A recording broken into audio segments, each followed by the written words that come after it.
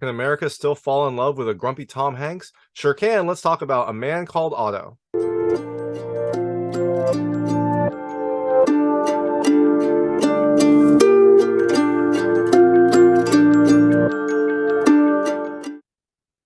Hey everyone, this is David Stark from Watcher Pass, and I'm going to talk to you about A Man Called Otto coming to theaters on January 13th, 2023. It had a limited release at the end of December for Oscar season, but it's going to be getting a wider release on January 13th, so you should be able to check it out locally then. It is a new film starring Tom Hanks that has him take on a different role than I think we're used to. He is a grumpy, angry old man, and I loved him. He was my spirit animal in this. There were things that his character did that I just absolutely adored. But first, my hot take. I definitely think you should watch it. Look, it's a slow, sweet, and kind of soul-affirming film about life and regret, and it's a really great way to start off 2023. It's a fun movie to see in theaters. There's a lot to like about it, and I think with an audience, like some of the shared humor will definitely kind of be a fun experience to see.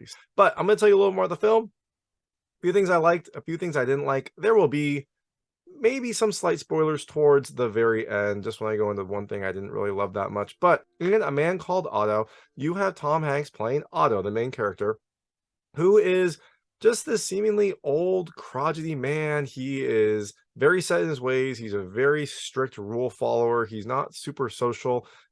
He kind of lives in the same neighborhood he's lived in for a very long time, tries to enforce the neighborhood rules, tries to make sure that everyone kind of like follows the right schedule, and he is just kind of getting more and more disillusioned with, I don't know, I guess society in general, the way that things are going. He's very much harkening back to like a better time, an old time when hard work was important, when people followed the rules, when like, people could handle things themselves. But what you do learn about Otto is there is a lot more going on with him, especially his backstory, that gets revealed as the film goes on, as you learn more about him and see his interactions with the various characters in his neighborhood. So, things I liked about this movie.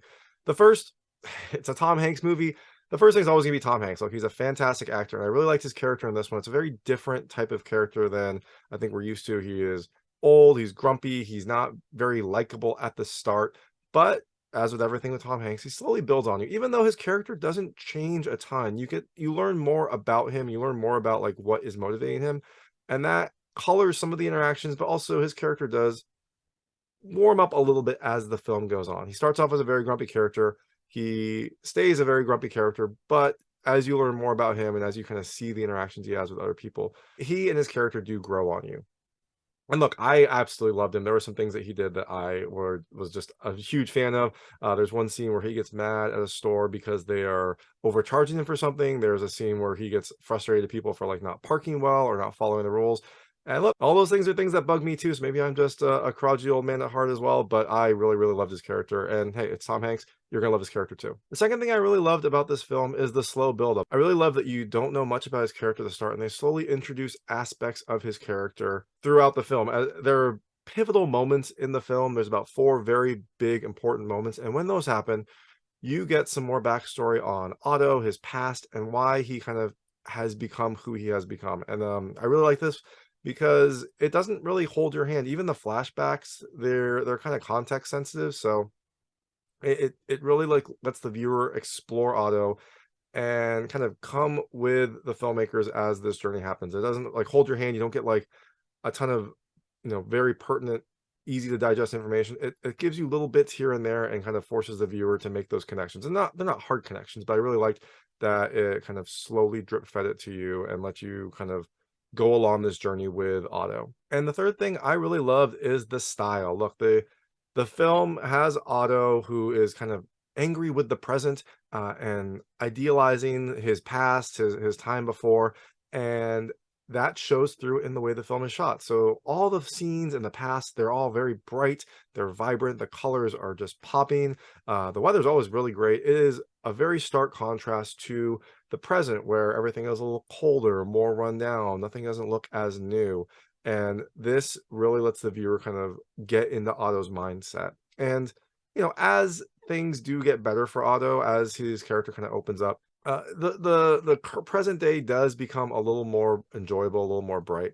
But I really love the like stark contrast between the past and the present, because it really did help you to kind of both know when you're in the past. It's very obvious, but it helps you know when you're in the past, and also it shows kind of the very different mindset that Otto has. So things I didn't love as much about this film, and they're both very minor. Like I said, I think you should watch this film. So don't let either of these hold you up. The first is there is some CG, and it's mostly the way I noticed was like CG with some of like food and drink. Like there is some digital steam on some coffee that looks very unnatural, and then there's some digital steam on some of the food also. It's minor. It just didn't seem necessary. It was a little distracting during those scenes, but overall, it wasn't that big of a deal. The second thing I did not love, and there might be some minor spoilers in here, so if you don't want to know anything about this film, go watch it anyways. Go turn this off and go watch the film. But there will be a few minor spoilers in this point. There was like a big crisis that was a huge turning point in Otto's character, where he helps out one of his neighbors, and it's a big scene. It's an important scene, but the way it resolves was a little bit too easy. Essentially, like there was a real estate developer that was trying to like take over people's houses and trying to like buy up this development so they could, I assume, tear it all down and rebuild a large soulless condo complex over this charming neighborhood. But Otto decides that he's not going to let this stand, so he does a lot of research. He kind of gets this plot together, and then when the real estate developer comes to try to kick someone out of their house, they have this whole like social media ambush that happens, and it's like everything comes together perfectly, and they totally trap the real estate person in a lie, and like, yay, everyone wins. It felt a little too saccharine, and I was actually going to be a little disappointed because I thought that this was the actual ending.